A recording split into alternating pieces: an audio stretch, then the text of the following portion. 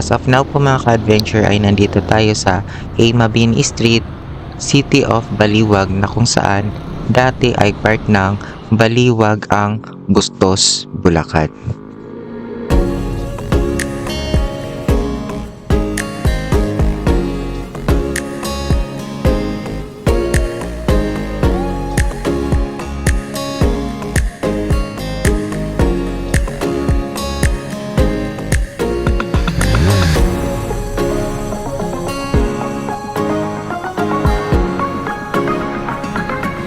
Sa mga ka-adventure, dito po tayo sa General Alejo Santos Bridge na kung saan tatawirin natin ang Angat River.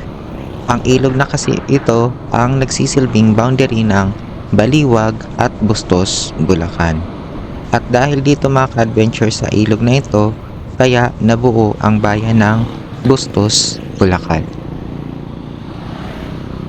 At ilang saglit pa mga ka-adventure ay narating na natin itong mismong town proper ng Bustos, Bulacan na halos kasing lapit lang ng mismong town proper or city proper ng City of Baliwag.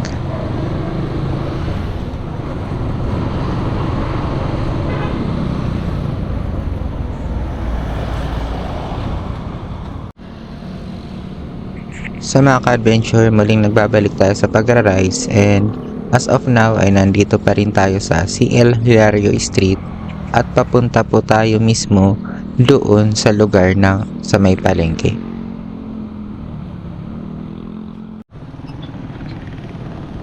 Sa mga ka-adventure, as of now po ay nandito pa rin tayo sa General Alejo Street, sako pa rin ng poblasyon, Bustos, Bulacan, at dito po matatagpuan ang kanilang pamilihang bayan for public market. Pag diniretso natin ang kalsadang ito, ay papunta na po ito ng Plaridel, Bulacan.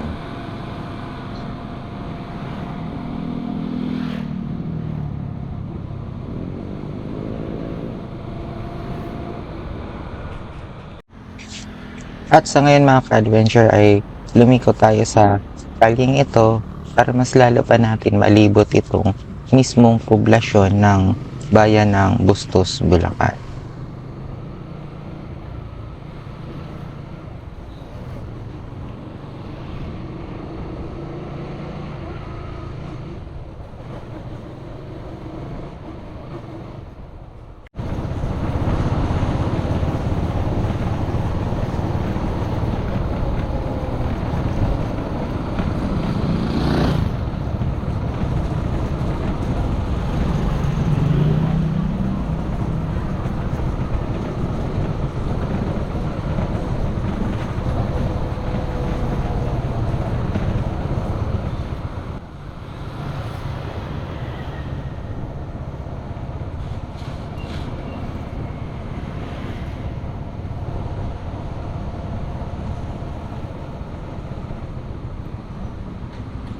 At dito nga tayo dumaan mga ka-adventure sa Beltran Street at dito tayo lumabas ulit sa may mismong Parish Church at tatawirin ulit natin itong si Hilario Street papuntang Santo Niño.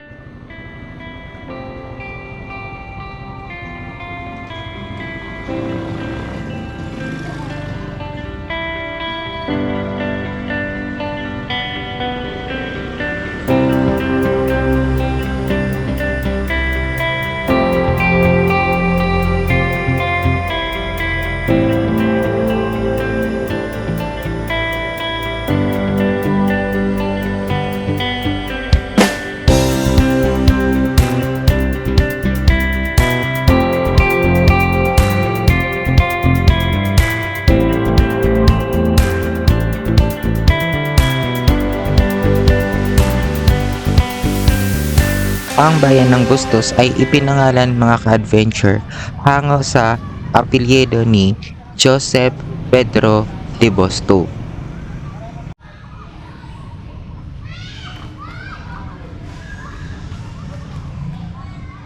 Ang mga pinagmamalaking delicacy mga ka-adventure ng Bustos, Bulacan ay itong Barquillos, Lengua de Gato at itong Minasa na dito ko po binili sa Zenis Minasa.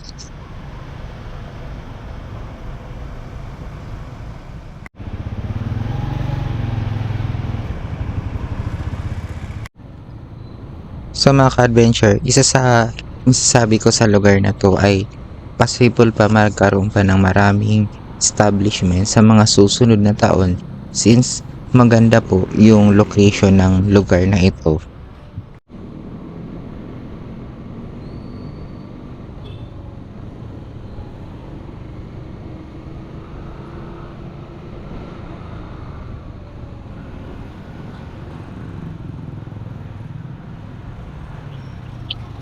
Sa ngayon po mga ka-adventure ay palabas na tayo sa mismong poblasyon nitong Bustos, Bulacan na kung saan itong tinatahak natin na kalye ay ang General Alejo Santos Highway na isa sa pangunahing kalsada palabas ng bayan ng Bustos, Bulacan.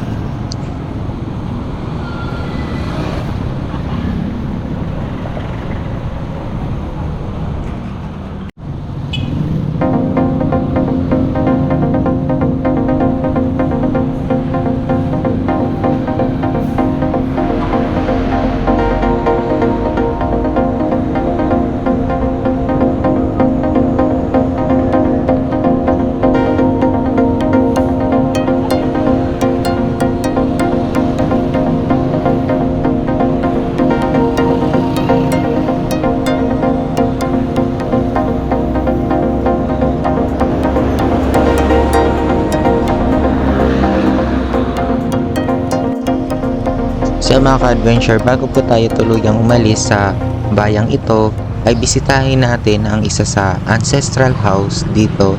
Ito ay ang Perez Ancestral House na ginawa na ngayon bilang isang Cafe Apolonio.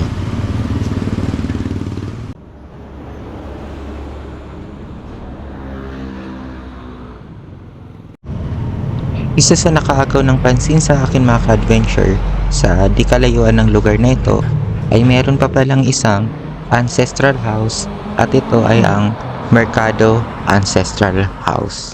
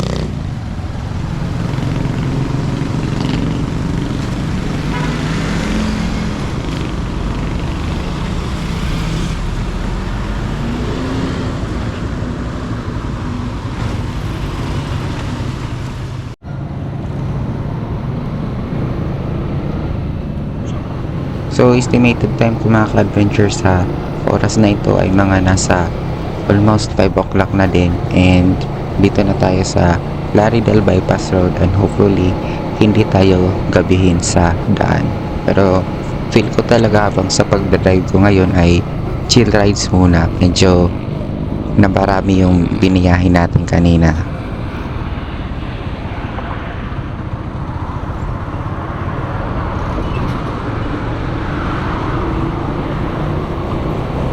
So itong lugar na to mga ka-adventure ay part pa rin ng Plaridel Bypass Road. So itong lane na to ay papunta po dun mismo sa NLEX, pero kakaliwa tayo dun sa part ng papuntang Pandi.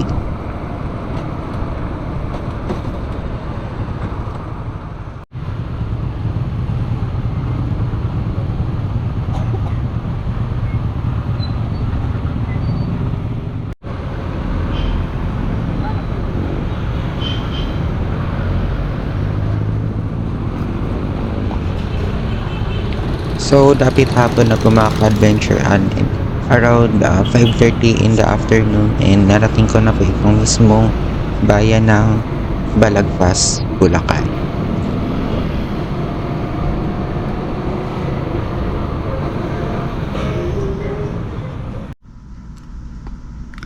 So, yun po talaga mga ka-adventure. Bali, nakarating pa ako dito ng medyo mga 7 PM na, and look, nagpagupit muna kasi ako. So, naging maganda naman ang biyahe kanina.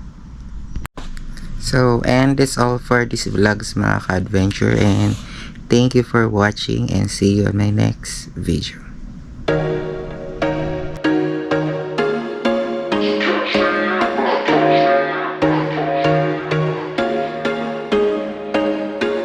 There was once a day that I would pray for you. I'd go and misbehave just so you'd notice too. Sneaking looks up and down from across the room.